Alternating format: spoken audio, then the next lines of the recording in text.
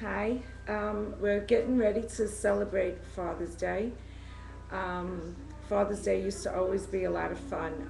We would go to Josephine's house, a good family friend, for barbecue, and there were so many families, and it was always warm, inviting, um, just a wonderful, wonderful time.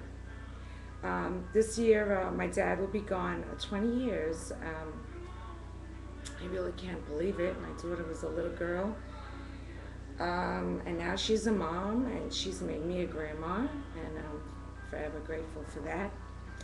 And I just makes you think. I have picked my mother made plates for pictures because they were so frail that she decided, you know what, I'll make plates out of them. And these plates were in my mother's house for the longest time. I just want to show you what they look like. This is my mother, her two sisters, and my grandma. My mother is right over here. That's my mom. And that's my Auntie Carmen and my Auntie Madeline and my Grandma Jane.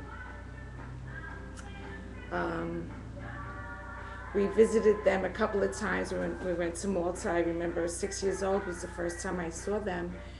And then again, I think I was 13, and and then my grandma had passed away, and my aunts were always so loving.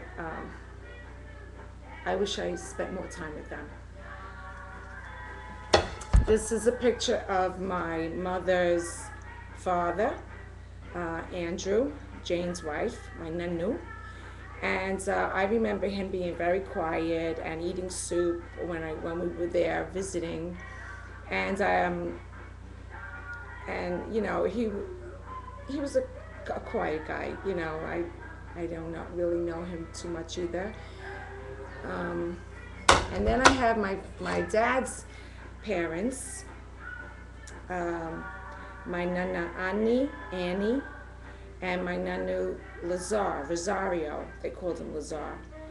And they had the one child, my dad. Well, actually, they had 13, but my dad was the only one that lived. They, all the other children, for one reason or another, all died like by 3 years old, dysentery or whatever. And they were a character. I remember I stayed at their house when I was 12 years old by myself, and they were a comedy act. I'll tell you. He liked to drink a little, and she had the biggest, flattest feet because she worked in the field, and her feet were like elephant feet. I don't know what else to call them. I was amazed at 12 years old because I had never seen anything like that. I grew up, Calgon and all this other stuff. And when I saw her, I was like, wow. And then I don't want to talk about the bathroom. That was an experience.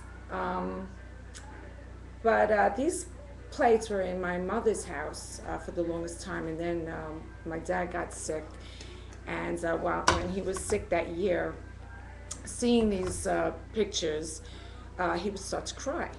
And so my mother said to me, your father's crying. He can't see these pictures. I said, there, I'll take them. I'll bring them upstairs. So I've had them since. I've had them about 21 years. And I'm happy to have them. I'm happy to dust them. I'm happy to look at them. And my mother also made another picture of, this is me and my sister. And we had velvet matching coats and hats. It was a Christmas picture. We also have pictures in these outfits laying in the snow on 2nd Avenue, 29th Street, where we grew up. A great place to grow up. So it's just a time for remembrance, Father's Day for me. And while you're out celebrating the dads in your life, the men in your life, thank God. Thank God you have those men in your life. You were lucky. My dad, he was the original working class hero for me.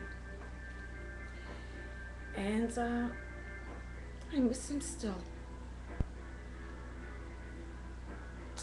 Have a wonderful weekend. Have a wonderful Father's Day. And go out and have a barbecue. Maybe a cocktail. Till next time.